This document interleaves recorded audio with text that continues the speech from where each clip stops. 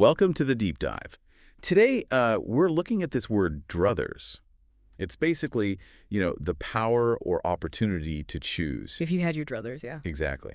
And you sort of exercised yours by sharing these thoughts, reflections on small things, making a big difference, this push for growth. And the wildflower resilience idea, plus that feeling of, well, life being pretty good, but maybe something missing sometimes. Right.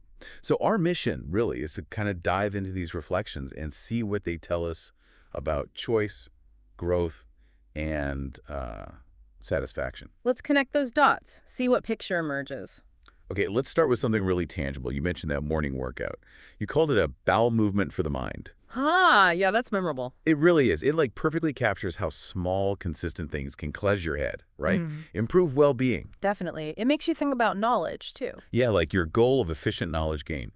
What small, regular mental workouts do you find help most with really understanding your sources? Well, it's interesting. Consistency often beats intensity, doesn't it? Totally. So maybe just say 15 minutes a day, actively recalling, maybe summarizing what you've taken in from sources. Just 15 minutes. Yeah, that small, regular effort. It Yeah. can build up surprising long-term retention, kind of like how the daily workout builds fitness. That makes sense. Yeah. You also mentioned hitting a plateau, that feeling of, okay, things are good, but is this it? Yes. The good enough fear, even when you're doing well. It's a real tension, isn't it, between being content and that drive for more. When you're deep diving into a topic, ever feel like you just can't absorb anymore? Oh, absolutely. Information overload.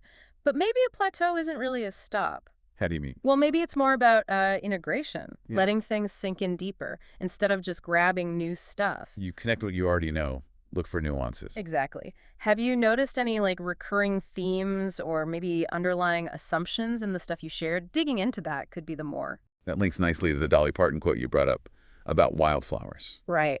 When a flower grows wild, it can always survive. Wildflowers don't care where they grow. There's such resilience in that, isn't there? Thriving no matter what. Adaptability.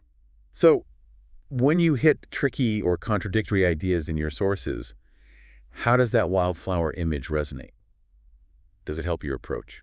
It really speaks to inner resources, I think. Finding ways to pull out value, meaning even when the ground feels rocky, Yeah. What strengths or learning tricks do you already use when things get complex? What helps you sort of bloom anyway? That's a good question to ponder. Yeah. And finally, you touched on this overall feeling life's generally good, performing well, but still, Yeah, sometimes feeling like you're missing out. that striving thing. It's so human, even when things are good.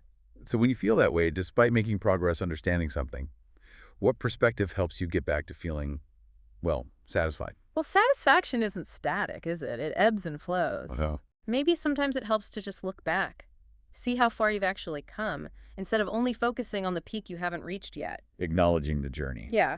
What evidence do you see, looking back at your engagement with these sources so far, that shows growth, that tells a story of understanding? Okay, so we've sort of walked through a few things here. Small actions, big impact mind and body.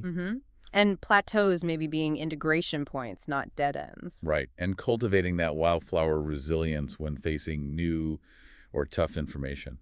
And finally, just acknowledging progress alongside those future goals, balancing the striving with appreciation. It all ties back to choice, growth, satisfaction. Which brings us to a final thought for you. Thinking about that adaptable wildflower and your own druthers and how you learn.